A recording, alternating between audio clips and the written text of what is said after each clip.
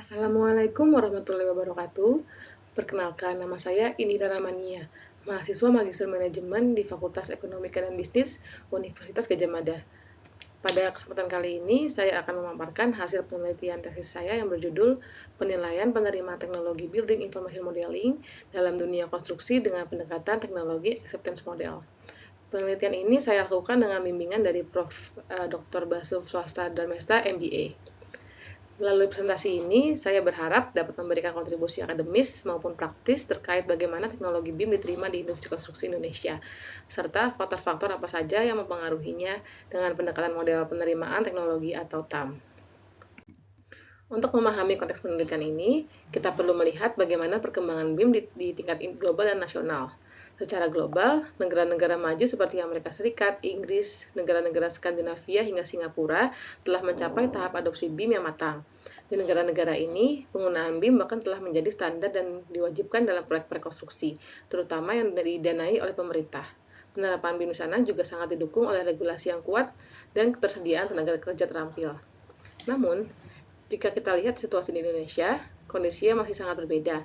Meskipun BIM telah memulai digunakan di beberapa proyek, terutama proyek-proyek besar, secara umum BIM masih berada dalam tahap pengenalan dan adopsi awal. Lebih lanjut, terdapat 3 kesenjangan utama yang menjadi hambatan dalam penerapan BIM di Indonesia. Yang pertama adalah generation gap. Saat ini, banyak posisi kepemimpinan di perusahaan teknik dan konstruksi yang dipegang oleh generasi X yang kurang mendapatkan pengetahuan BIM di awal karir mereka. Akibatnya, kelompok usia produktif tidak mendapatkan dukungan penuh dalam pengadopsian teknologi baru ini. Yang kedua adalah teknologi gap. Industri konstruksi Indonesia masih sangat terfragmentasi. Banyak kontraktor skala kecil dan menengah yang tidak memiliki cukup sumber daya maupun pengetahuan teknis dan untuk mengimplementasikan BIM. Dan yang ketiga adalah standardization gap. Pemerintah telah mengamanatkan penggunaan BIM dalam regulasi, namun kenyataannya implementasi di lapangan masih sangat terbatas. Dari latar belakang yang telah saya paparkan, terdapat 3 pokok permasalahan utama yang melandasi penelitian ini. Yang pertama adalah lambatnya adopsi BIM di Indonesia dibandingkan dengan negara-negara maju. Kemudian adalah hambatan implementasi BIM di industri konstruksi dan konsultasi Indonesia. Hal ini disebabkan oleh tantangan mulai dari tingginya biaya awal, keterbatasan tenaga kerja terlatih, hingga kurangnya dukungan infrastruktur dan kebijakan internal perusahaan. Dan yang ketiga, muncul kebutuhan untuk meningkatkan penerimaan terhadap BIM. Jadi rendahnya adopsi ini menyoroti pentingnya strategi yang tepat untuk meningkatkan kesadaran edukasi dan kepercayaan pelanggan terhadap teknologi BIM. Ketiga masalah inilah yang kemudian menjadi dasar utama dirumuskannya penelitian ini dengan pendekatan teknologi acceptance model. Slide ini menampilkan 8 pertanyaan ilmiah utama yang menjadi dasar analisis dalam penelitian ini. Seluruhnya dirumuskan oleh teknologi acceptance model atau TAM. Secara garis besar, penelitian ini bertujuan untuk mengevaluasi pengaruh faktor-faktor eksternal seperti kualitas total, keinovatifan, aspek organisasi, dan aspek keuangan terhadap persepsi manfaat dan kemudahan penggunaan BIM. Selain itu juga dianalisis bagaimana persepsi tersebut membentuk sikap dan niat penggunaan teknologi BIM dalam dunia konstruksi. Penelitian ini memberikan manfaat praktis berupa wawasan dan panduan strategi pemasaran untuk meningkatkan penerimaan BIM, serta kontribusi akademis dalam memperkaya literatur mengenai adopsi teknologi di sektor konstruksi Indonesia. Dan lingkup penelitiannya berfokus pada penerimaan BIM dalam dunia konstruksi dengan menggunakan pendekatan TAM sebagai kerangka teoritis untuk memahami faktor-faktor yang mempengaruhi keputusan pengguna dalam mengadopsi teknologi baru.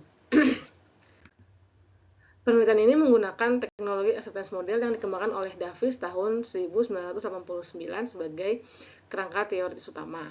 Model ini menjelaskan bahwa persepsi pengguna terhadap kegunaan dan kemudahan penggunaan suatu teknologi akan membentuk sikap mereka yang pada akhirnya mempengaruhi keputusan untuk menggunakan teknologi tersebut.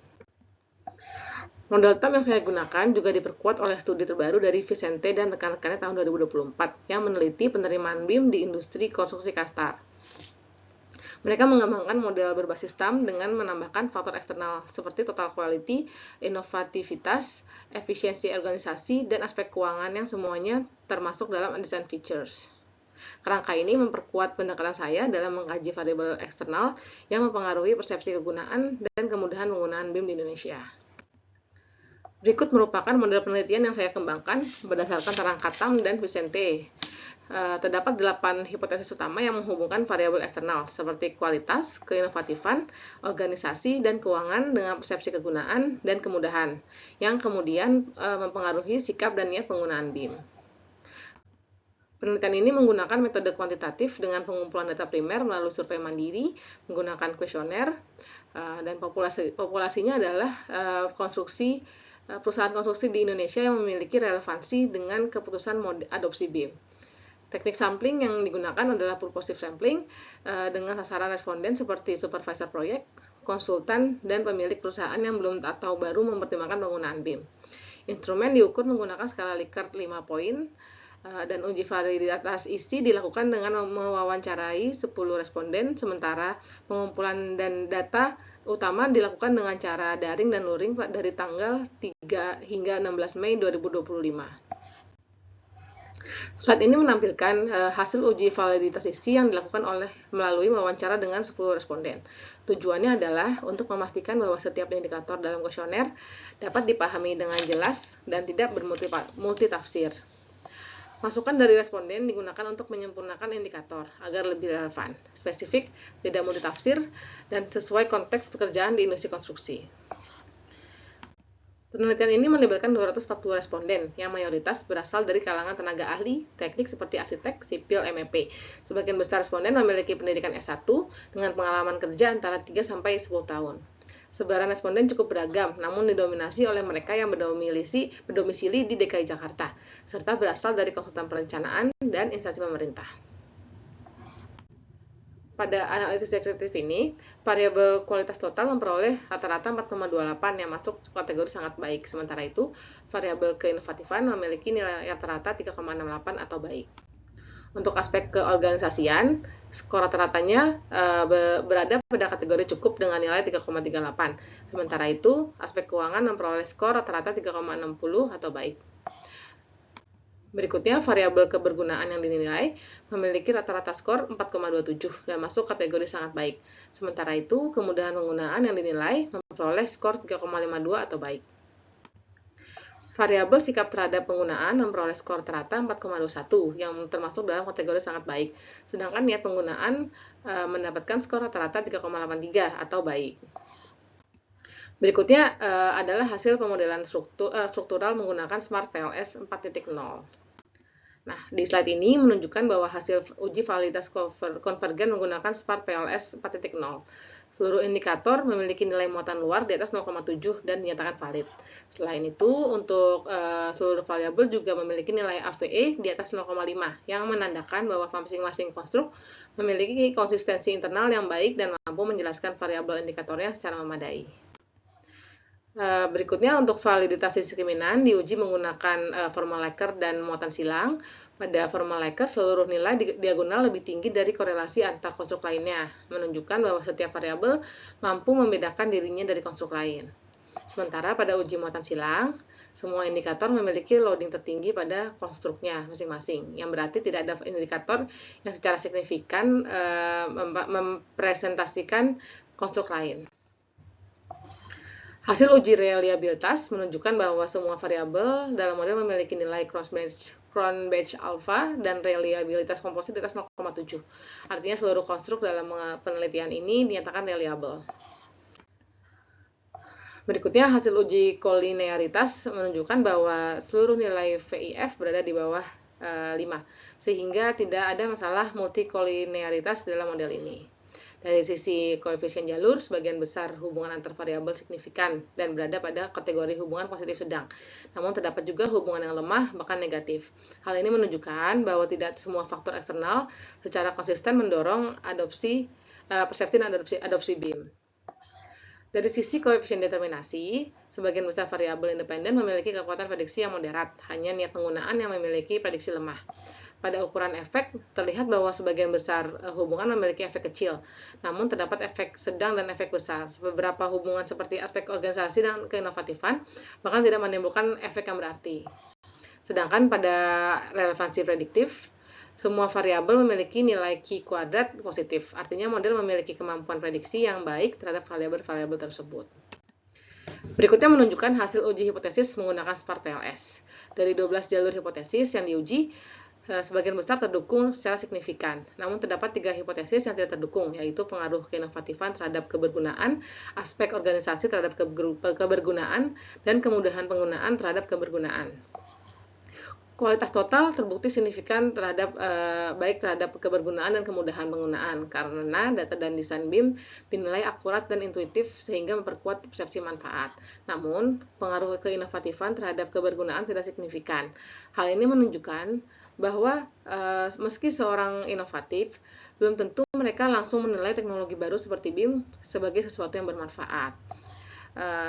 Sama halnya dengan aspek organisasi, pengaruhnya terhadap kebergunaan juga tidak signifikan, yang kemungkinan besar disebabkan oleh persepsi kebergunaan yang lebih dipengaruhi pengalaman langsung daripada kebijakan internal organisasi. Nah, berikutnya, aspek organisasi berpengaruh terhadap kemudahan penggunaan. Hal ini karena pelatihan, tools, dan kebijakan internal organisasi memberikan peran langsung dalam membantu pengguna merasa BIM mudah digunakan. Selanjutnya, untuk aspek keuangan dan kebergunaan juga terbukti signifikan. Berikutnya, untuk kemudahan penggunaan tidak selalu berdampak langsung pada persepsi kebergunaan di sektor konstruksi. Ini menunjukkan bahwa kemudahan hanya menjadi nilai tambah, bukan faktor utama dalam menilai manfaat BIM. Namun, kemudahan terbukti berpengaruh terhadap sikap. BIM yang mudah dipelajari mendorong pengguna bersikap terbuka, terutama mereka yang mudah terbiasa dengan teknologi digital. Sedangkan sikap memiliki pengaruh signifikan terhadap niat penggunaan. Ini sejalan dengan teori TAM, di mana sikap positif menjadi pendorong utama intensi perilaku pengguna dalam mengadopsi teknologi secara berkelanjutan. Dari temuan penelitian tersebut, terdapat 5 implikasi penting yang untuk dikembangkan strategi bisnisnya oleh penyedia solusi BIM. Yang pertama itu, penyedia BIM perlu menyertakan studi kasus atau kalkulasi manfaat finansial yang konkret dalam presentasi kepada klien untuk memperkuat persepsi kegunaan. Kemudian, pendekatan psikologis dan perilaku menjadi krusial, karena adopsi teknologi sangat dipengaruhi oleh kesiapan mental dan budaya perusahaan. Berikutnya, penekanan bukan hanya pada fitur, tetapi pada hasil nyata juga. Yang berikutnya, strategi pemasaran dan pelatihan perlu disesuaikan dengan profil pengguna agar lebih efektif. Lalu yang terakhir, perlu ada program pelatihan adaptif dan intensif khusus untuk early adopters guna mempercepat penyebaran teknologi. Berikutnya, penelitian ini memiliki keterbatasan pada teknik pengambilan sampel yang menggunakan non-probability sampling. Hal ini menyebabkan hasilnya belum sepenuhnya mempresentasikan populasi profesional konstruksi secara menyeluruh karena potensi bias dari dominasi responden di wilayah perkotaan atau profesi tertentu. Oleh karena itu, saran untuk penelitian selanjutnya adalah menggunakan teknik probability sampling agar hasil dapat digeneralisis dengan lebih baik. Selain itu, sebagian responden juga sebaiknya mencakup wilayah yang lebih luas dan beragam level organisasi untuk menangkap keragaman konteks yang lebih representatif. Demikian pemaparan dari saya mengenai penelitian ini. Semoga dapat memberikan kontribusi terhadap pengembangan strategi adopsi teknologi BIM di industri konstruksi Indonesia. Terima kasih atas perhatiannya. Wassalamualaikum warahmatullahi wabarakatuh.